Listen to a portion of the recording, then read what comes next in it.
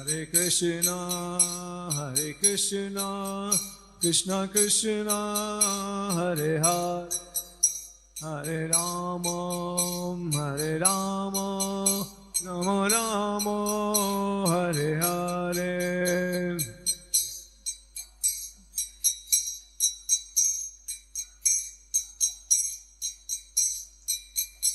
Hare Rama, Rama Rama, Hare Hare, Hare Krishna, Krishna Krishna, Hare Hare, Hare Rama, Rama Rama, Hare Hare.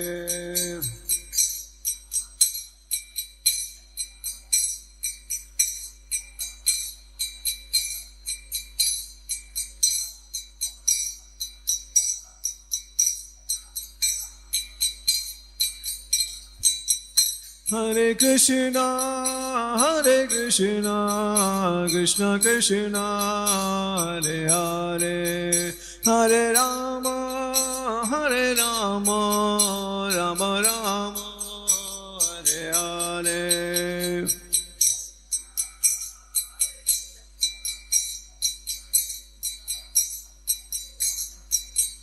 Hare Rama, Rama Rama, Hare Hare, Hare Krishna, Krishna Krishna, Hare Hare, Hare Rama, Rama Rama, Hare Hare.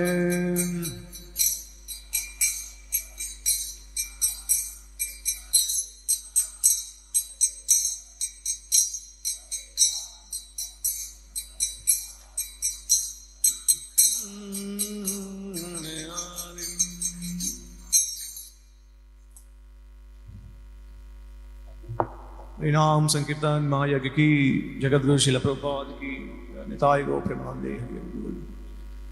ओम अज्ञानतिमिरन्दस्य ज्ञानाञ्जनशलाकाय चक्षुरुन्मीलितं येन तस्मै श्रीगुरुवे नमः। श्रीचैतन्यमनोभीष्टं स्थापितं येन भूतले स्वयं रूपकदा मह्यं ददाति स्वपदान्तिकं। वन्देऽहं श्रीगुरु श्रीयुतात्पदकमलं श्रीगुरुं वैष्णवांश्च श्रीरूपं साग्रजातं सगण रघुनाथं विदं तं सजीवं साद्वैतं सावधूतं परिजनसहितं कृष्णचैतन्यदेवं श्रीराधा कृष्णपदां सगण ललिता श्रीविशाखान्वितांश्च। हे कृष्ण करुणा सिन्धु दीनबन्धु जगत्पते गोपेश गोपिका कांड राधा कांड नमस्तुते। तप्त कंचन गौरंगी राधे वृंदावनेश्वरी विश्वभानुसुदेवी प्रणमामि हरिप्रिये। वाञ्छाकल्पतरुभ्यश्च कृपा सिन्धुभ्यैव च पतितानां पावनेभ्यो वैष्णवेभ्यो नमो नमः। नमः ओं विष्णुपदाय कृष्णप्रस्थाय भूतले श्रीमते भक्तिवेदान्त स्वामी इति नामिने। नमस्ते सारस्वती देवे गौरवाणी प्रचारिणे निर्विशेष शून्य पाश्चात्य जय श्री कृष्ण चैतन्य प्रभु नित्यानंद श्री अद्वैत गदाधर शिवासादि गौर भक्तवृंद। हरे कृष्ण कृष्ण कृष्ण हरे हरे, हरे राम राम राम हरे हरे।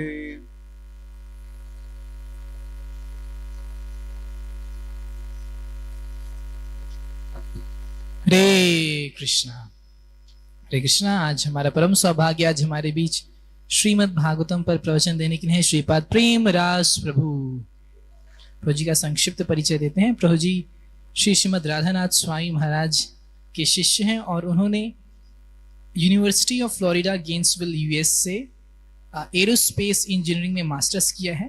प्रभु जी गेंसविल में ही भक्तों से जुड़े और वहां पर ही वो जुड़कर गीता का प्रचार करने लगे विद्यार्थियों के बीच। उसके बाद प्रभु जी मुंबई में स्थानांतरित हुए और इस्कॉन चौपाटी से जुड़कर वो भक्ति का प्रचार कर रहे हैं कम से कम पिछले 15 वर्षों से ज्यादा से भी। प्रभु जी बहुत ही विद्वान हैं, प्रकांड पंडित हैं, श्रील प्रभुपाद की सभी पुस्तकों को पढ़ चुके हैं और अन्य गौड़ीय आचार्य की पुस्तकों का भी उन्होंने अध्ययन किया है। श्रील प्रभुपाद के समस्त पत्रों, जितने भी पत्र व्यवहार हैं, उन सब का भी अध्ययन किया है। और इसके अलावा वो वैष्णव सिद्धांतों पे और अन्य जगह पर उत्सव प्रवचनों में भी इन्होंने देश के दुनिया के अलग अलग कोनों में भी प्रवचन दिया है। प्रभु जी व्यावसायिक रूप से एक व्यापारी हैं और उन्होंने एक बहुत ही प्रचलित पुस्तक 20+ must know facts about Hinduism इसको लिखा है और इसका हिंदी और मराठी वर्जन भी उपलब्ध है अभी। प्रभु जी का अपना खुद का यूट्यूब चैनल है, फेसबुक, इंस्टाग्राम और व्हाट्सएप ग्रुप्स के माध्यम से भी वह प्रभुपाद की शिक्षाओं को प्रचार प्रसार करते हैं। तो आज हमारा परम सौभाग्य प्रभु जी हमारे बीच हैं, तो प्रभु जी का स्वागत करने के लिए सभी एक बार जोर से हरे कृष्ण महामंत्र बोलेंगे। हरे कृष्णा कृष्णा कृष्णा हरे हरे, हरे राम राम राम हरे हरे। इस ग्रेस प्रेम राज प्रभु की जय, श्री प्रभुपाद की जय। ओम नमो भगवते वासुदेवाय, ओम नमो भगवते वासुदेवाय,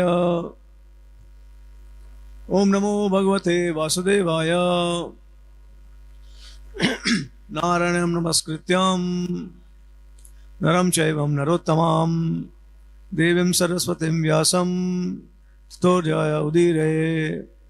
नष्टप्रायेषु भद्रेषु नित्यं भागवत सेवया, भगवती उत्तमा श्लोके भक्तिर्भवती नैष्टिकी। तो पहला स्कंद, तीसरा श्लोक, तीसरा अध्याय और 43rd श्लोक।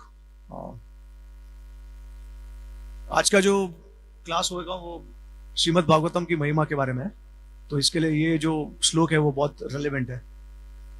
कृष्ण स्वधामोपगते धर्म ज्ञान दिभिः सह कलौ नष्टदृशमेष पुनरार्को धुनोदिता। कृष्ण स्वधामोपगते धर्म ज्ञानी दिभिः सह कलौ नष्टदृशमेष पुराणार्को धुनोदिता। कृष्ण स्वधामोपगते धर्म ज्ञानी दिभिः सह कलौ नष्टदृशमेष पुराणार्को दुरोधिता। कृष्ण के स्वधाम अपने धाम उपगते वापस जाने पर धर्म ज्ञान आदि भी इत्यादि साथ कलयुग में नष्ट दृश्यम, जिन लोगों के दृष्टि नष्ट हो चुकी है उनके, ये सब पुराण अर्क सूर्य के समान प्रकाशमान पुराण अधुना इस समय उदय हुआ है। यह भगवान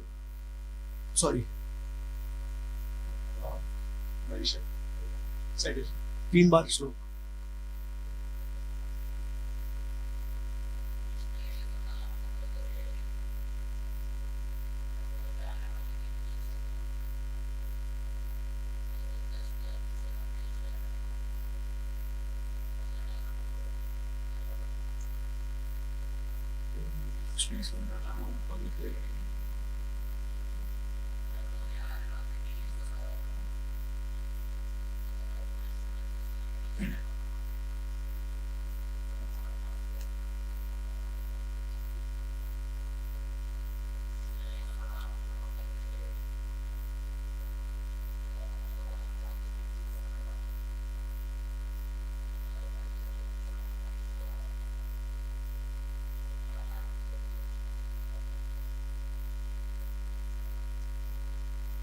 यह भागवत पुराण सूर्य के सम्मान तेजस्वी है और धर्म ज्ञान आदि के साथ कृष्ण द्वारा अपने धाम चले जाने के बाद ही इसका उदय हुआ। जिन लोगों ने कलयुग में अज्ञान के गहन अंधकार के कारण अपनी दृष्टि खो दी है, उन्हें इस पुराण के प्रकाश प्राप्त होगा। तात्पर्य भाई हिज डिवाइन ग्रेस इसी भक्तिवेदांता स्वामी श्रील प्रभुपाद।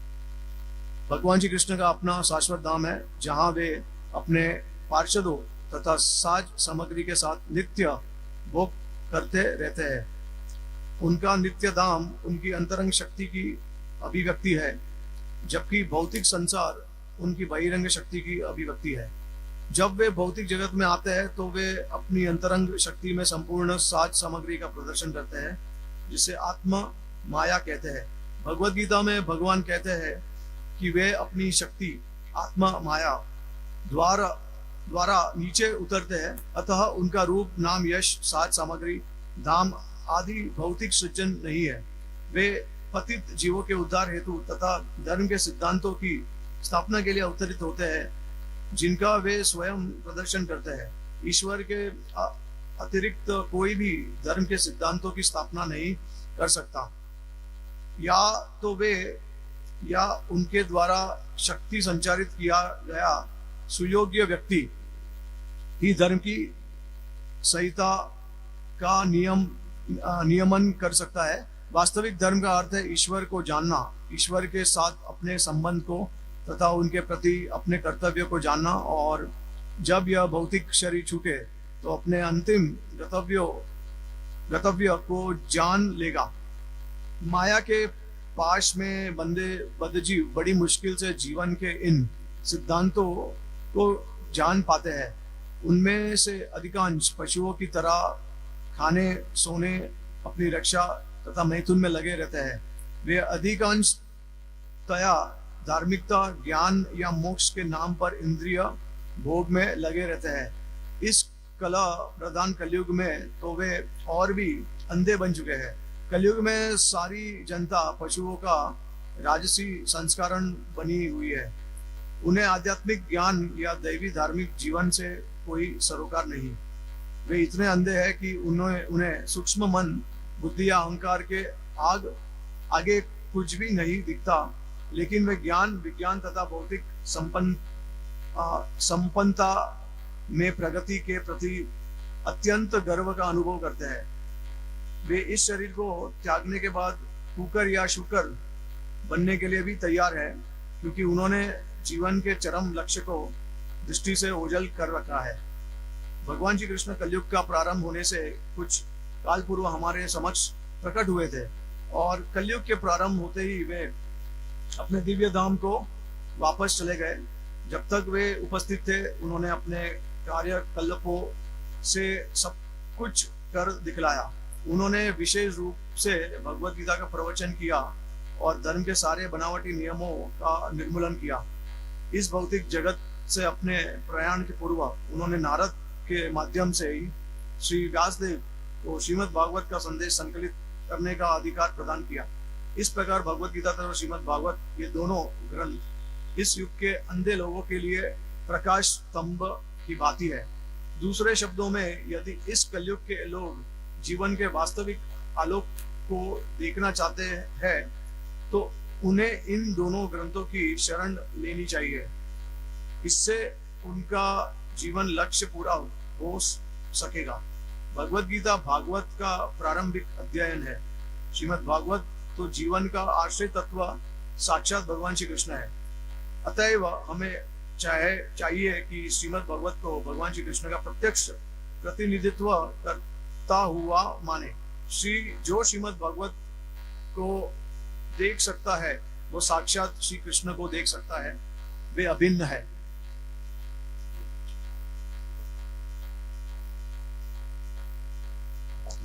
हरे कृष्णा। तो सबसे पहले तो मैं धन्यवाद देना चाहूंगा हिज ग्रेस राधेश्याम प्रभु जी को, जिनके द्वारा मुझे जो उज्जैन टेम्पल को संपर्क करने का सौभाग्य मिला है। और उसके बाद मैं धन्यवाद देना चाहूंगा हिज ग्रेस गजेंद्र कृष्ण प्रभु जी को, हिज ग्रेस परशुराम प्रभु जी को, और जो भी टेम्पल मैनेजमेंट के जो डिवोटीज है जिन्होंने आज मुझे बहुत अच्छा अवसर दिया है, आप सबकी सेवा करने का मौका दिया है। और आप सभी भक्तों को जो यहाँ पे अपना कीमती समय निकाल के आए हैं, तो मैं प्रयास करूंगा कि जो मैंने आचार्य वाणी के द्वारा सुना है, प्रभुपाद जी और हमारे जो पूर्व आचार्य उनके द्वारा जो सुना है वो मैं आपके सामने प्रस्तुत करूंगा। तो धन्यवाद, आप सभी को धन्यवाद। हरे कृष्णा। तो आज का जो विषय है वो भागवतम की महिमा है। हमारे पास समय बहुत कम है, एक्चुअली कम से कम 1.5 से 2 घंटा चाहिए इसके लिए। तो इसके लिए हमने क्या किया है कि 2 भाग में इसको डिवाइड कर दिया है, आज और कल। तो इसका भागवतम का जो महिमा है वो 3 प्रकार से मैं आपके सामने प्रस्तुत करने वाला हूँ। एक जो है वो एकेडमिक दृष्टि से, दूसरा जो है वो शास्त्रिक पर्सपेक्टिव से, शास्त्र में किस तरीके से गुणगान किया है, और तीसरा जो है स्पिरिचुअल पर्सपेक्टिव, आध्यात्मिक जीवन में किस तरह से भागवतम का हमारा संबंध है। तो वो तीनों दृष्टि से मैं आपको प्रस्तुत करूंगा। जो एकेडमिक दृष्टि है वो, वैसे फिलहाल मैं एकेडमिक जो रिलीजियस स्टडी होती है यूनिवर्सिटी में, तो वहाँ पे मेरा कोई कनेक्शन नहीं है। तो मैंने राधिका रमन प्रभु जी का क्लास सुना था, glories of Srimad Bhagavatam in academic world, तो उनके पॉइंट्स मुझे काफी अच्छे लगे, तो वो मैंने कंपाइल करके मैं आपको प्रस्तुत करने वाला हूँ। तो जो भी मैं एकेडमिक से पर्सपेक्टिव से बताने वाला हूँ वो सब उनके ही पॉइंट्स है।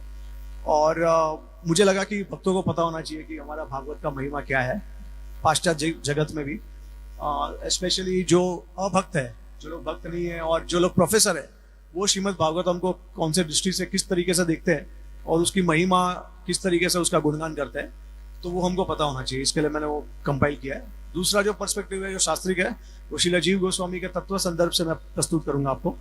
तो उसमें भी बहुत सारे इंटरेस्टिंग पॉइंट्स होंगे जो आपको शायद कल कवर करूंगा मैं, आज शायद होगा नहीं वो। और तीसरा जो स्पिरिचुअल पर्सपेक्टिव है वो जो मैंने खुद जो सीखा है, समझा है हमारे आचार्यों के द्वारा, तो वो मैं आपके सामने प्रस्तुत करूंगा।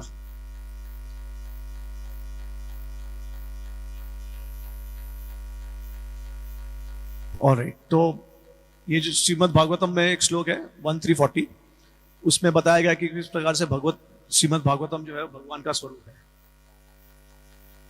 ऑलराइट, तो पहला पॉइंट एकेडमिक पर्सपेक्टिव। तो श्रीमद् भागवतम जो ऐसा कहते हैं, जो प्रोफेसर्स है जिन्होंने भागवत को स्टडी किया है, जिन्होंने भागवत को पढ़ा है, तो वो ये कहते हैं कि भागवतम जो है वो एक पीएचडी डिसर्टेशन थीसिस की तरह है। तो आप में से कितने लोगों को पता है कि डिसर्टेशन क्या होता है, थीसिस क्या होता है? तो एक्चुअली क्या होता है कि जब हम पीएचडी प्रोग्राम के लिए जाते हैं तो एक पर्टिकुलर एरिया होता है रिसर्च करने का, कुछ खोज करने का अलग। तो वो खोज करते करते हम उसको प्रूव करते हैं कि जो हमने खोज की है कि वो सही है मैथमेटिकली, फिर हर चीज हर तरीके से वो उसका प्रमाण हम प्रस्तुत करते हैं। तो उसके वजह से एक बड़ा डॉक्यूमेंट बन जाता है, तो उसको कहते हैं थीसिस। और ये थीसिस के बेसिस के ऊपर फिर हम उसको डिफेंड करते हैं। डिफेंड का मतलब है कि भाई आपको अगर कोई प्रश्न पूछते हैं या आप जो आपने काम किया उसके ऊपर कोई कुछ प्रॉब्लम निकालते हैं, तो फिर आपको वो डिफेंड करने को आना चाहिए। मतलब आपको उसका उत्तर देने के लिए और उसको साबित करने के लिए आना चाहिए कि जो मैंने रिसर्च किया वो सही है। तो ये पूरा एक थीसिस जो होता है बहुत बड़ा डॉक्यूमेंट होता है, जिसमें सारे रिसर्च का पूरा A to Z डिटेल होता है।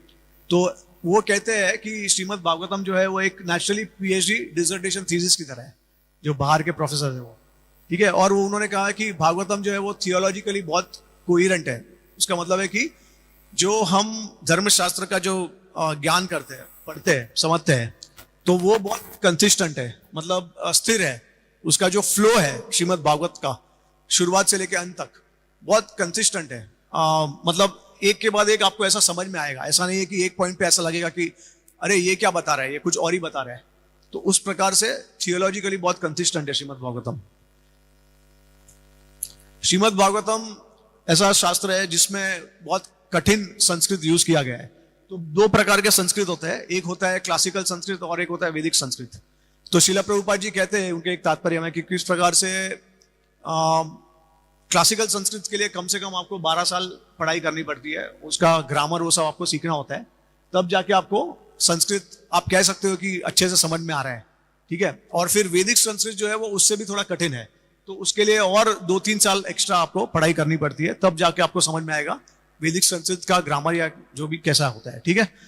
तो ऐसा कहा जाता है, ये जो लर्नेड सर्कल जो होते हैं प्रोफेसर्स के बीच में, ऐसा कहा जाता है कि अगर संस्कृत का टेस्ट देना है कि किसको संस्कृत आता है, तो श्रीमद् भागवतम जो है लिटमस टेस्ट है उसके लिए। मतलब अगर आप श्रीमद् भागवतम को अच्छी तरीके से इंटरप्रेट कर पाओगे, समझ पाओगे, तो फिर आप कह सकते हो कि श्रीमद् तो आपका संस्कृत अच्छा है या फिर आपको ठीक से समझ में आया है। तो श्रीमद् भागवतम जो है एक लिटमस टेस्ट की तरह है, ठीक है। तो श्रीमद् भागवतम में ऐसे ऐसे शब्द है जो आप पूरे संस्कृत के लिटरेचर में नहीं आपको मिलेंगे। तो ये भागवत का महिमा है। और उसका जो शब्द का जो अर्थ होता है वो भी बहुत शब्द जो होते हैं वो बहुत कठिन शब्द यूज किए गए। तो कभी कभी तो ऐसा होता है कि कोई शब्द आपको उसका अर्थ तो मिलेगा ही नहीं नॉर्मली। जैसे हम क्या करते हैं, जैसे उदाहरण के तौर पे अगर इंग्लिश का अगर शब्द उसका अर्थ आपको देखना है तो आप क्या करोगे, गूगल में जाके टाइप करोगे और फिर उसका हिंदी में क्या मतलब है या उसका एक्चुअली में उसका मीनिंग क्या है। तो वो आपको मिल जाएगा उसका उत्तर, राइट। लेकिन प्रॉब्लम क्या है, देखिए डिक्शनरी आपको इंग्लिश का मतलब समझा सकता है, क्योंकि ये वेस्टर्न इंग्लिश लैंग्वेज जो है वो वेस्टर्न क्रिएशन है। वो हमारा जो सनातन धर्म का वहां से नहीं आया है। सनातन धर्म का जो लैंग्वेज है वो संस्कृत है, ठीक है। तो इंग्लिश अगर आपको मीनिंग समझना है तो आप क्या करोगे, डिक्शनरी से कर दोगे, क्योंकि डिक्शनरी जो होता है वो लोग डिफाइन करता है डायरेक्टली। लेकिन संस्कृत के शब्द का उसमें प्रॉब्लम क्या होता है, उसमें प्रॉब्लम ये होता है कि जैसे आप संस्कृत के शब्द का डिक्शनरी में अर्थ जानने की कोशिश करोगे तो आपको उसका अर्थ मिलेगा, लेकिन डिक्शनरी आप कैसे कह सकते हो कि जो डिक्शनरी ने जिस प्रकार से उसका अर्थ बताया है वो सही है या गलत है? क्योंकि आपको पता है कि संस्कृत का हर एक वर्ड जो है वो अलग अलग परिस्थिति में उसका अर्थ जो है वो बदलता है। तो जरूरी नहीं है कि जो अर्थ डिक्शनरी देगा वो सही है, ठीक है। तो इसके लिए श्रीमद् भागवतम में बहुत कठिन शब्द यूज किए गए हैं जो सिर्फ आचार्यों के द्वारा हमको समझ में आ सकता है। तो अभी देखिए मैरियम विलियम जो है वो एक स्टैंडर्ड डिक्शनरी है, इंग्लिश में यूज करते हैं। और अब कोई कोई जो शब्द है वो मैरियम विलियम में संस्कृत के शब्द है, उसका अर्थ अगर हमको जानना है तो डिक्शनरी क्या करता है, आपको कैसे पता चलेगा कि ये जो अर्थ है वो सही है या गलत है? संस्कृत का जो है वो किसी को पता है? डिक्शनरी से आपको जो पता चलेगा तो सही है या गलत है, कैसे पता चल सकता है? ओके, अब मुझे ये बताइए कि मैरियम विलियम जो है वो उसका अर्थ कैसे समझाता है, उसको कैसे पता चलता है कि इसका अर्थ ये है? डिक्शनरी को ही कैसे पता है कि उसका अर्थ क्या है? हाँ एग्जैक्टली तो देखिए डिक्शनरी जो होता है क्या करता है, वो आचार्यों की टिप्पणी को पढ़ते हैं, और अगर कोई एक पर्टिकुलर शब्द है जो आचार्यों ने उसके बारे में मैक्सिमम कमेंट्री की है, 10 आचार्यों ने कमेंट्री की है, तो 6 लोगों ने क्या कमेंट्री की है वो वहां से उठा लेता है उसका अर्थ। उस प्रकार से डिक्शनरी जो होता है वो डिफाइन करता है। तो अब आपको समझ में आ सकता है कि किस प्रकार से डिक्शनरी भी जो है वो आचार्यों की टिप्पणी के ऊपर निर्भर है एक तरीके से, राइट। उसका मतलब क्या है कि बाय डिफॉल्ट आपने आचार्य परंपरा, गुरु परंपरा को एक्सेप्ट कर लिया है, उसका कोई दूसरा ऑप्शन नहीं है। संस्कृत अगर आपको समझना है तो आचार्य परंपरा के द्वारा, अब वो वैष्णव संप्रदाय हो या बाहर कोई अलग संप्रदाय हो, लेकिन संप्रदाय से मतलब समझना जरूरी है, ठीक है। तो श्रीमद् भागवतम में ऐसे ऐसे वर्ड यूज किए गए जो सिर्फ श्रीमद् भागवतम में आचार्यों के कमेंट्री में यूज किया गया, उसका मतलब। तो सेक्युलर पर्सपेक्टिव से भी अगर आपको परंपरा स्वीकार करनी पड़ेगी। तो मैंने जैसे आपको कहा कि वैदिक संस्कृत यूज करता है श्रीमद् भागवतम, जबकि सिर्फ ये वैदिक संस्कृत जो सिर्फ उपनिषद में यूज किया गया हुआ है, बाकी अन्य शास्त्र में उसका यूसेज इतना नहीं है। तो श्रीमद् भागवतम सबसे ज्यादा यूज करता है। तो अभी उदाहरण के तौर पे जैसे पहला श्लोक है श्रीमद् भागवत का, first canto, first chapter, first श्लोक, जन्मादस्य था। तो उसका एंडिंग जो क्या है वो किसी को पता है? एंडिंग जो है सत्यम परम धीमहि, ठीक है। तो धीमहि जो है वो वैदिक शब्द है। एक्चुअली क्लासिकल संस्कृत में देखेंगे तो ध्यायमा करके उसका ये होता है, वर्ड यूज होता है ध्यायमा, तो वो क्लासिकल है, और ये जो धीमहि है वो संस्कृत है, वैदिक संस्कृत है। तो इस प्रकार से श्रीमद् भागवतम बहुत जगहों पे वैदिक संस्कृत यूज करता है ज्यादा से ज्यादा। फिर ऐसा कहने को वो ऐसा कहते हैं प्रोफेसर्स कि भागवतम सिर्फ फिलोसॉफिकली डेंस नहीं है, मतलब सिद्धांत भर भर के है वो तो है ही, लेकिन साथ साथ में लिंग्विस्टिकली भी कॉम्प्लिकेटेड है, मतलब लैंग्वेज के हिसाब से भी काफी कठिन है समझना। तो इससे भी हम लोग समझ सकते हैं कि किस प्रकार से आचार्य के द्वारा ही हम श्रीमद् भागवतम को समझ सकते हैं। और वो कहते हैं इसके बावजूद भी, जबकि इतना कठिन सिद्धांत हो या उसका जो भाषा है, लेकिन उसके बावजूद भी ऐसा वो कहते हैं कि in spite of all these shortcomings the Bhagavatam remains one of the finest poetry the world has ever seen.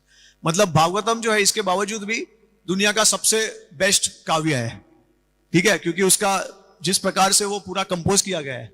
Shri Shri Radha Madan भगवान की जय, श्री श्री कृष्ण बलराम की जय, श्री श्री गौर निताई की जय, श्री जगन्नाथ बलदेव सुभद्रा सुदर्शन की जय, श्री नरसिंहदेव भगवान की जय, श्री प्रभुपाद की जय। तो सबसे बेहतरीन काव्य पूरे दुनिया का श्रीमद् भागवतम है, उसके बावजूद भी। श्रीमद् भागवतम में अगर आप देखेंगे तो बहुत सारे मीटर्स है, जैसे वसंत तिलक, अनुस्तुप जो बेसिक हमारा मीटर है, उसके बाद फिर शार्दूल विकृदितम जैसे जो पहला जो श्लोक है, जो हमारे गोस्वामी अष्टकम जो है, कृष्णा कीर्तन कानन तन परो, जो वो सेम जन्मादस्य यथा। तो इस प्रकार से अलग अलग मीटर्स है बहुत सारे श्रीमद् भागवतम में। तो ऐसा अन्य कोई शास्त्र में आपको देखने नहीं मिलेगा, इतने सारे मीटर्स, बहुत सारे मीटर्स है। मैंने तो सिर्फ आपको 3 नाम बताया, लेकिन ऐसे बहुत मीटर्स है। मीटर्स के साथ साथ में श्रीमद् भागवतम में प्रोज सेंटेंसेस भी है, मतलब सिर्फ लाइंस होते हैं। जैसे 5th कैंटो में अगर आप देखेंगे कॉस्मोलॉजी का डिस्क्रिप्शन है, तो एक एक लाइन बड़ा बड़ा लाइंस होता है, तो उसको आप कोई मीटर के साथ कह नहीं सकते हो, तो आप वो प्रोज सेंटेंसेस भी बहुत है। अब ये क्यों ऐसा है? क्योंकि सुखदेव गोस्वामी का भाव, परीक्षित महाराज का भाव, सुद गोस्वामी का भाव, अन्य भक्तों का भाव, ये सब प्रकट हो रहा है। तो भाव के कारण क्या हो रहा है कि देखिए, इसके लिए श्रीमद् भागवतम में कोई क्रोनोलॉजी नहीं है। मतलब आप ये नहीं कह सकते हो कि ये श्रीमद् भागवतम का पहला से 12वां स्कंद है, तो उसके हिसाब से ही जो जितने भी इवेंट्स हुए हैं वो क्रोनोलॉजी में है, मतलब एक के बाद एक हुए, ऐसा नहीं है। इधर से उधर जंप होता है सब, और पहले इसके बाद फिर पुराने चीजों को याद करते हैं, फिर पुराने से आगे के चीजों को याद करते हैं, ऐसा सब होता है, मतलब जंप होता है। तो कोई ऐसा क्रोनोलॉजी नहीं है भागवतम का। क्यों? क्योंकि भाव से कहा गया है। तो भाव में कभी कभी ऐसा होता है कि स्फूर्ति हो जाती है कोई लीला की भगवान की, तो वो याद आ जाता है, तो फिर उसके बारे में चर्चा होने लगती है। तो ऐसे 10th कैंटो में काफी बार होता है जहां पे सुखदेव गोस्वामी कोई कोई लीला भगवान की जो है वो पहले हुई होती है, लेकिन वो बाद में बताते हैं। ठीक है, तो ऐसे और कोई कोई मीटर्स ऐसे है आपको किसी शास्त्र में नहीं मिलेंगे श्रीमद् भागवतम के अलावा। अब श्रीमद् भागवतम जो है सबसे इन्फ्लुएंशियल का वर्क है पूरे भारत का। इन्फ्लुएंशियल मतलब जो आपको क्या कहेंगे आप, इन्फ्लुएंशियल का हिंदी में क्या वर्ड? प्रभाव, हाँ, प्रभावशाली है, सबसे ज्यादा प्रभावशाली पूरे भारत में है। क्यों? इसका कारण भी है, वो मैं आपको बताऊंगा। तो हर एरिया में, जैसे आर्ट हो या फिर डांस हो या म्यूजिक हो, कल्चर हो, हर जगह पे श्रीमद् भागवतम को बहुत ज्यादा आदर सम्मान दिया गया पहले से ही। श्रीमद् भागवतम में उसका जो अलग अलग प्रकार के जो श्लोक है, अलग अलग प्रकार के शब्द यूज किए गए। तो अगर आप देखेंगे तो हर एक, जैसे भागवतम को श्री कृष्ण से अभिन्न कहते हैं, और कृष्ण जो है वो इनफाइनाइट है ना। इसके लिए हर एक भागवतम का जो श्लोक है वो भी अनगिनत हो जाता है, उसका अनगिनत मतलब निकल सकता है। तो इसके लिए जो मैट्रिकल पैटर्न्स होते हैं, जब अभी क्या होता है, इंग्लिश लैंग्वेज जो होता है वो जस्टिफाई नहीं कर सकता हर शब्द को, उसका मतलब बता नहीं सकता है आपको। इसके वजह से बहुत सारे ट्रांसलेशन में बहुत सारे लेयर्स जो होते हैं, जो श्लोक के जो मीनिंग्स होते हैं वो गायब हो जाते हैं, गुम हो जाते हैं। तो इसके लिए आचार्य ही हमको रिवील करते हैं कि क्या उसका अर्थ है। जैसे उदाहरण के तौर पे आपका जो रस है, तो रस के साथ में क्या स्थायी भाव है, उसके बाद आपका व्यभिचारी भाव है, विभाव है, अनुभाव है, सात्विक भाव है ना। तो ये डेफिनेशन एग्जैक्टली इंग्लिश आपको दे नहीं सकता है। तो ऐसे बहुत सारे शब्द है, तो इंग्लिश लैंग्वेज जस्टिफाई नहीं कर सकता है। इसके वजह से इंग्लिश लैंग्वेज ट्रांसलेशन करते करते अगर आप आचार्य नहीं है, आप संप्रदाय से कनेक्टेड नहीं हो, तो आप बहुत सारे वर्ड्स उसमें जो मीनिंग्स होते हैं छुपे हुए, तो वो मिस कर सकते हो। ठीक है। तो श्रीमद् भागवतम जो है वो एक काव्य की तरह ज्यादा है रादर देन पुराण। पुराण का मतलब क्या है, किसी को पता है? पुराण का क्या मतलब है? नहीं, इतिहास और पुराण दोनों, मतलब आप कह सकते हो हिस्टोरिकल है, बट एक तरीके से ओल्ड, इस प्रकार से। लेकिन जीव गोस्वामी उसको अलग तरीके से डिफाइन करेंगे, वो हम कल के सेशन में देखेंगे। अब शिला भक्ति सिद्धांत ठाकुर ने राधा कुंड में क्लास दिया था एक बार उन्होंने कोलकाता में दिया था, अलग अलग जगह पे उन्होंने भागवतम के पहले श्लोक के ऊपर दिया था। तो वहां पे उन्होंने 3-3 महीने लगा दिए सिर्फ एक पहला श्लोक जो है उसके ऊपर कमेंट्री देने के लिए। 3 महीने के लिए सीधा उसके ऊपर क्लास था। और ये तो कुछ नहीं है, लेकिन हमारे आचार्यों ने 10 से 15 कमेंट्रीज दी है पहले श्लोक के लिए। और उसमें तो उन्होंने पहले श्लोक में आपको राधा कृष्ण का कुछ शब्द दिखता है? नहीं दिखता है, लेकिन उन्होंने राधा कृष्ण की लीला के बारे में वर्णन कर दिया है। तो इस प्रकार से हमारे आचार्य जो है वो रस निकालते हैं भागवत के श्लोक में से, क्योंकि पूरा शास्त्र जो रस से भरा हुआ है। हाँ, अभी देखिए, तो भागवतम जो है वो इतना प्रभावशाली है, और इसका प्रमाण ये है कि पेपर की शुरुआत कब हुई थी, किसी को पता है? पेपर की शुरुआत कब स्टार्ट हो गया था पेपर पे लिखना? तो जीव गोस्वामी के समय पे शुरुआत हुई थी। उसके पहले तो पत्ते पे लिखते थे, ठीक है। अब क्या होता था, देखिए, बहुत सारे शास्त्र अगर आपको उसका हर जगह पे पहुंचाना है, जैसे अभी तो बहुत इजी हो गया है, बुक डिस्ट्रीब्यूशन तो बहुत आसान हो गया है, हर जगह पे आप पहुंचा सकते हो उसको, कुरियर सर्विस इतना हो गया है, फिर ऑनलाइन वो सब हो गया है ना। वो समय पे तो ये कुछ भी नहीं था, तो आपको क्या करना पड़ता था, हाथ से ही सब कुछ कॉपी करना पड़ता था, लिखना पड़ता था, क्योंकि प्रिंटिंग प्रेस कुछ था नहीं। तो अगर आपको पेपर पे लिखना है तो आपको पहले तो आपका ओरिजिनल मैन्युस्क्रिप्ट होना चाहिए, वहां से आप कॉपी करोगे और आप लिखोगे पत्तों के ऊपर। अब देखिए, अगर कभी कभी ऐसा होता था कि सबके पास इतना समय नहीं था, तो वो क्या करते थे, जो आचार्य गोस्वामी जो थे वो किसी कभी कभी की स्क्राइब को हायर करते थे। स्क्राइब का मतलब है कि जो लोग आपको कॉपी करके दे देंगे, लेकिन आपके शास्त्र इतने बड़े बड़े हैं, 18,000 श्लोक का श्रीमद् भागवतम है ना, इतना छोटा नहीं है। तो क्या होता था कि, और सब लोग भक्त नहीं थे, कभी कभी आप किसी को पैसा देके या कुछ तो देके आप उनको कॉपी करवाते थे, ठीक है। तो अब क्या होता था, वो लोग, और ऐसा भी नहीं था वो समय पे कि लैपटॉप था और चलो देखते देखते टाइप करना है, सामने देख के सब टाइप कर रहे हैं, ऐसा कुछ नहीं था। और अपने आप ऑटोमेटिकली जो स्पेलिंग मिस्टेक्स है वो करेक्ट हो रहे हैं, ऐसा कुछ नहीं था। तो कॉपी करते करते कभी कभी ऐसा होता था कि काफी शब्द जो थे वो छूट जाते थे, काफी श्लोक जो थे वो छूट जाते थे। और कभी कभी अगर उनका मोटिव कुछ और था, सिर्फ पैसे ही कमाना या फिर धन कमाना है, जो भी है, तो वो लोग क्या करते थे कि फटाफट कर देते थे। मतलब उनको कुछ कंसर्न नहीं था कि जो मैं कॉपी कर रहा हूं वो एज इट इज करना है, मुझे एकदम ध्यान से करना है। हर एक, अभी देखिए, भागवतम का हर एक सिलेबल भी इतना पावरफुल है कि अगर आप उसको इधर से उधर कर दोगे तो कभी कभी पूरा मीनिंग ही उल्टा हो जाता है। तो इसके लिए हर एक सिलेबल को कॉपी करना बहुत कठिन है हम लोग के लिए। तो इसमें क्या होता था, काफी शास्त्रों का जो ओरिजिनल श्लोक है वही कभी कभी थोड़ा सा डिस्टॉर्ट हो जाता था। इसके लिए श्रीपद मध्वाचार्य ने महाभारत को क्या कहा है, करप्ट टेक्स्ट कहा है। उनके महाभारत तात्पर्य निर्णय के कमेंट्री में श्रीपद मध्वाचार्य कहते हैं कि Mahabharata is a corrupt text. Corrupt क्यों? करप्ट मतलब क्या कहेंगे उसको हिंदी में? बिगड़ा हुआ। बिगड़ा हुआ,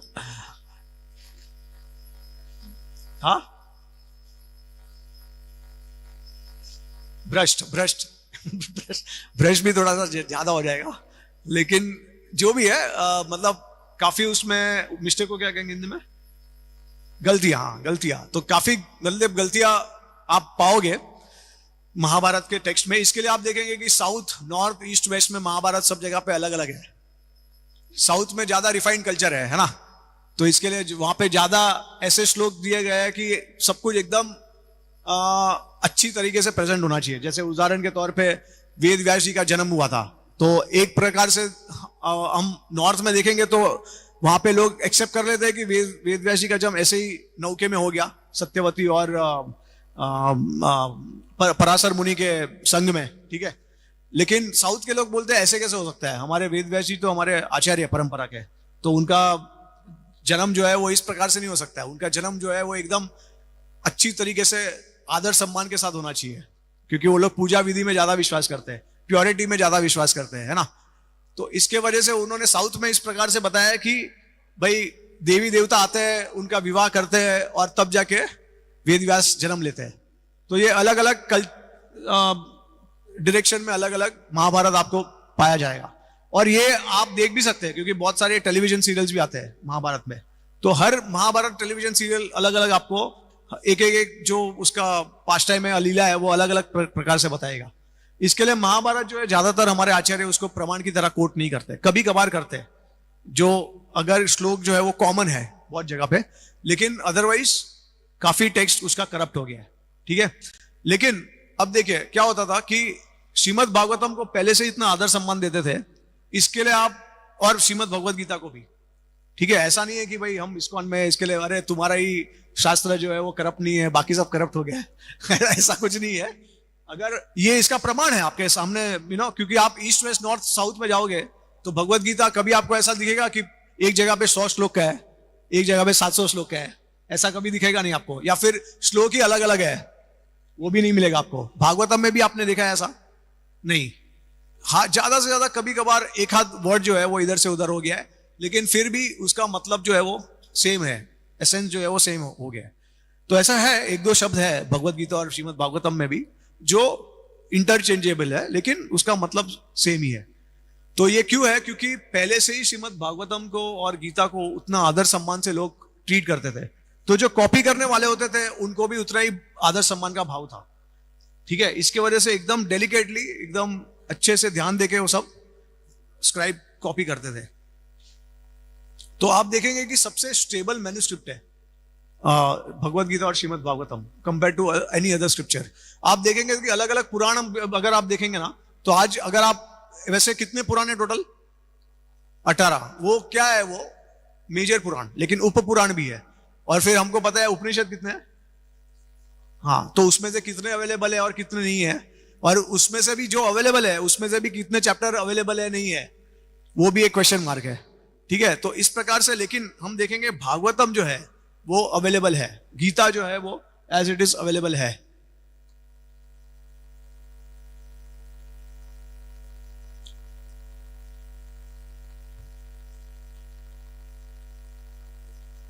तो ऐसा कहा गया है कि भाई भागवतम को इस प्रकार से इतना आदर सम्मान दिया गया है कि हर एक शब्द, हर एक लेटर उसको ध्यान पूर्वक कॉपी किया गया है। उसके बाद हाँ, जैसे मैंने आपको कहा कि प्रोज राइटिंग है श्रीमद् भागवतम में, सेंटेंसेस है, तो मीटर्स के अलावा। और ऐसा बताया गया है कि जो श्रीमद् भागवत, अभी देखिए पूरे जितने भी आप शास्त्र ले लीजिए, उसमें तो सबसे ज्यादा कमेंट्री, टिप्पणी किसके ऊपर है?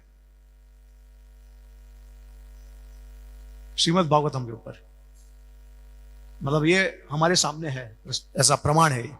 ऐसा नहीं है कि भाई हम इस्कॉन वाले या गौड़िया वैष्णव है या वैष्णव संप्रदाय इसके लिए भागवतम का के बारे में, लेकिन आप देख लीजिए कितने आचार्यों ने टिप्पणी की है। 90 एक्सटेंट कमेंट्रीज उसमें से अवेलेबल है हमारे पास, 30 एक्सटेंट कमेंट्रीज 90 में से।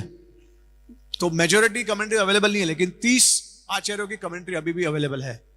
और उसके बाद फिर विष्णु पुराण जो है उसमें 3 कमेंट्रीज है आचार्यों की। तो ऐसा हम देख सकते हैं कि श्रीमद् भागवतम के ऊपर कमेंट्री भी करने वाले कितने सारे हैं आचार्य, है ना। सो प्रोफेसर नरसिम्हाचारी जो अभी नहीं रहे, तो ऑक्सफोर्ड यूनिवर्सिटी के प्रोफेसर थे वो, तो उन्होंने कहा है कि ऐसा कोई पुस्तक नहीं है श्रीमद् भागवतम के जैसा, और उसको कोई भी श्रेणी में उतारना बहुत मुश्किल है, क्योंकि वो हर श्रेणी को तोड़ देता है। तो वो ना काव्य के, ना श्रुति, ना स्मृति के श्रेणी में आता है, वो सबसे परे है। उस प्रकार प्रोफेसर नरसिम्हाचारी ऑक्सफोर्ड यूनिवर्सिटी में जो थे, उन्होंने ऐसा बताया श्रीमद् भागवतम के बारे में। ओके, ऑल राइट, 8:45 हो गए। सो एकेडमिक पर्सपेक्टिव हमारा हो गया है, तो कंटिन्यू करना है या कोई क्वेश्चन आंसर लेना है? क्योंकि मुझे बताया गया था कि भाई 8:50 को क्लास अब खत्म हो जाता है, तो मैंने सोचा कि ठीक है हम एक ही पार्ट लेंगे फिर। सो क्या यहाँ पे विराम देना है या कंटिन्यू करना है? Question answer? Okay, all right. So ग्रंथ श्रीमद् भागवतम की, जगद्गुरु श्रील प्रभुपाद की, निताय गौ प्रेमानंदे, हरि बोल।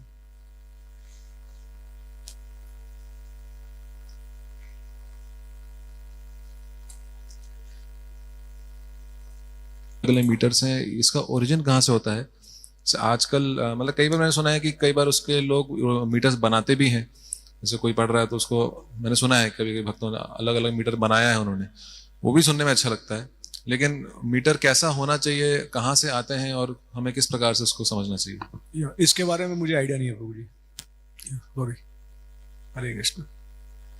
वो आप किसी संस्कृत स्कॉलर को पूछ सकते हो जिनको पता है, या किसी को पता है मीटर्स कहां से आते हैं, अलग अलग प्रकार के, कौन क्रिएट करता है।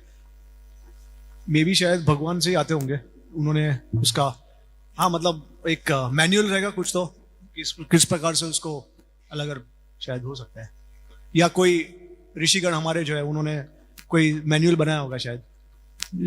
क्योंकि ऑफ कोर्स हम कुछ भी ऐसा क्रिएट नहीं कर सकते कॉन्कॉक्शन के साथ, तो कोई तो पर्टिकुलर रूल होगा और रेगुलेशन होगा, तो शायद सेजिस ने या फिर भगवान के द्वारा कुछ शास्त्र में उन्होंने बताया गया रहेगा। हरे कृष्ण प्रभु जी। प्रभु जी, जैसा हम देखते हैं कि श्रीमद् भागवतम मतलब परंपरा के माध्यम से आ रही, जैसे शिव जी से सुखदेव गोस्वामी ने सुना था, फिर व्यासदेव ने उनको फिर से सुनाया था, फिर सुखदेव गोस्वामी सूत गोस्वामी सुना, सूत गोस्वामी ने नैमिषारण्य के सेजस को सुनाया।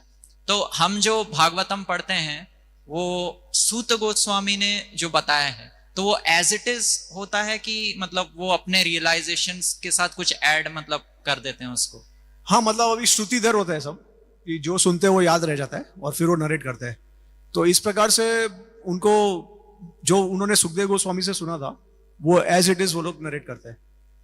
तो उसमें कोई, क्योंकि ये सब जो ऋषिगण है ये सिद्ध पुरुष है, तो उनका उस प्रकार से होता है। जैसे अभी उदाहरण के तौर पे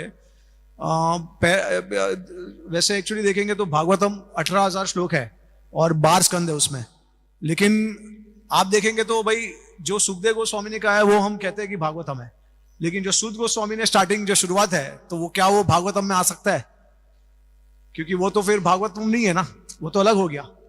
तो हमारे जीव गोस्वामी तत्व संदर्भ में बताते हैं कि वेदव्यास जी ने कंपाइल किया भागवतम, तो उन्होंने उनके वो त्रिकाल ज्ञानी है, तो उन्होंने क्या किया, दूर अपनी दिव्य दृष्टि से जो सूत गोस्वामी वर्णन करने वाले हैं फ्यूचर में, वो भी उन्होंने ऑलरेडी डाल दिया था श्रीमद् भागवतम में।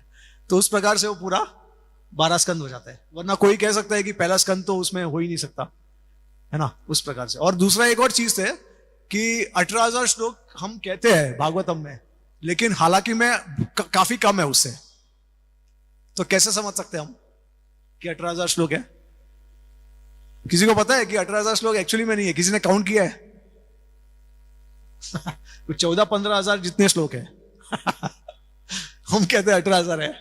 तो ऐसा बताया गया है कि ये जो अनुस्तुप मीटर होता है, सर्वधर्मान परित्यजम मामेकम शरणम व्रज अहम त्वा, 32 सिलेबल का हरे कृष्ण महामंत्र जैसा है। तो 32 सिलेबल जो होता है वो अनुस्तुप मीटर होता है। और ये भागवत के जो श्लोक है वो काफी बड़े हैं, जैसे जैसे अलग अलग मीटर में अलग अलग आपको उतने सिलेबल्स ज्यादा ऐड हो जाते हैं। तो अगर आप सारे सिलेबल्स को काउंट करोगे और फिर 32 से अगर डिवाइड करोगे आप, तो आपको 18,000 श्लोक मिलेंगे उस प्रकार से। तो ओरिजिनल श्लोक नहीं है, क्योंकि प्रोज सेंटेंसेस जो है वो बहुत बड़े बड़े हैं, है ना। तो उसको अगर आप सिलेबल के हिसाब से ब्रेक करोगे और फिर नंबर ऑफ सिलेबल्स को ऐड करके फिर आप 32 से डिवाइड कीजिए, तो बाद में आपको 18,000 श्लोक। क्योंकि 18,000 किस प्रकार से बोल रहे हैं हम, रेफरेंस रिलेटिव क्या है, तो रिलेटिविटी जो है वो अनुस्तुप मीटर है। वैसे अगर मीटर हम इसको अगर हम वसंत तिलक में देखें तो ज्यादा हो जाता है, फिर हम 18,000 नहीं बोल सकते, और फिर उसके हिसाब से फिर अलग अलग शास्त्रों के जो श्लोक है वो भी कम हो जाएंगे, समझे आप। तो अनुस्तुप मीटर को बेस बना के उन्होंने कहा है कि 18,000 श्लोक है, इस प्रकार से। हरे कृष्ण प्रभु जी। प्रभु जी, श्रीमद् भागवतम का सबसे पुराना मतलब लिखा हुआ लिपि कुछ कितने समय पुराना उपलब्ध है, ऐसा आपको जानकारी है क्या? नहीं, ये आइडिया नहीं है मुझे कितना पुराना। ये आप राधिका रमन प्रभु जी को पूछ सकते हैं, क्योंकि उन्होंने इसके ऊपर रिसर्च किया होगा, या फिर कोई भी जो संस्कृत वाले हैं उनके पास। और एक और मुझे बताना था कि अब देखिए, कोई ये भी प्रश्न पूछ सकता है कि भाई श्रीमद् भागवतम में वैसे आपको पता है कि वेद व्यास जी ने पहले सबसे पहले क्या उन्होंने किया था? वेद व्यास, तो क्या उन्होंने किया था? हाँ, एक वेद को फिर उन्होंने 4 में भाग में डिवाइड किया था, इसके लिए उनका नाम वेद व्यास हुआ। उसके बाद क्या किया उन्होंने? नहीं, उपनिषद तो ऑलरेडी वेद का ही हिस्सा है। उसके बाद क्या किया उन्होंने? नहीं, वेदांत सूत्र तो नेचुरल कमेंट्री है, मतलब उन्होंने जितना भी हमारा उन्होंने जो कंपाइल किया था उसका कमेंट्री उन्होंने वेदांत सूत्र किया। इतिहास और इतिहास और पुराण, इतिहास और सारे पुराण करने के बाद फिर उन्होंने वेदांत सूत्र लिखा, और वेदांत सूत्र के बाद एंड में उनको सेटिस्फेक्शन नहीं मिला, तब जाके नारद मुनि ने उनको आदेश दिया कि आप भागवतम की रचना कीजिए। तब अब प्रश्न ये है कि पुराण आप कह रहे हो कि पुराण की रचना कर दी, तो उसमें तो श्रीमद् भागवतम भी है, क्योंकि 18 पुराण में से वो भी एक मेजर पुराण है।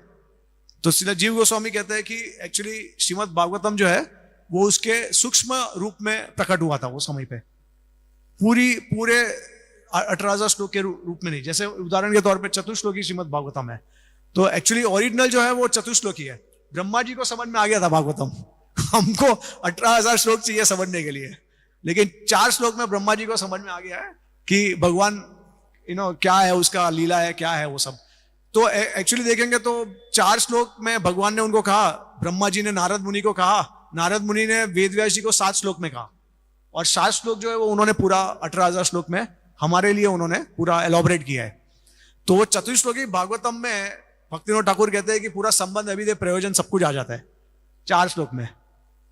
तो इस प्रकार से मतलब हमारा क्या है, हमारा कंडीशनिंग माइंड के वजह से हमारे को काफी एक्सप्लेनेशन चाहिए। इसके लिए हम नेक्स्ट कल के सेशन में देखेंगे कि किस प्रकार से स्मृति जो है या पुराण स्पेशली वो जरूरी है, क्योंकि आप वेद को समझ नहीं सकते हो, और उसका एक पर्पस भी है कि हम स्मृति क्यों पढ़े, और स्मृति अल्टीमेटली श्रीमद् भागवतम श्रेष्ठ क्यों है, वो भी हम जानेंगे कल के क्लास में। ठीक है। सो कोई टेक्निकल क्वेश्चन होगा तो शायद मुझे ना आए उसका आंसर, मतलब संस्कृत रिलेटेड या फिर श्रीमद् भागवतम कोई उसका इतिहास रिलेटेड, लेकिन बाकी अगर कुछ क्वेश्चन है तो आप पूछ सकते हैं।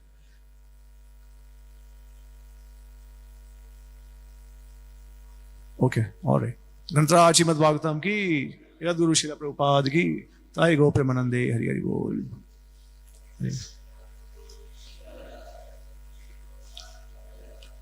प्रभु जी आज शाम को हमारा इवनिंग सेशन होने वाला है, तो उसका जो टॉपिक है वो कृष्णा और यदु जो वंश है उसका विनाश, तो वो कैसे हुआ, किस प्रकार हुआ, वो हमारे आचार्यों ने किस प्रकार से समझाया, बहुत इंटरेस्टिंग है। तो आप लोग सभी आना प्लीज।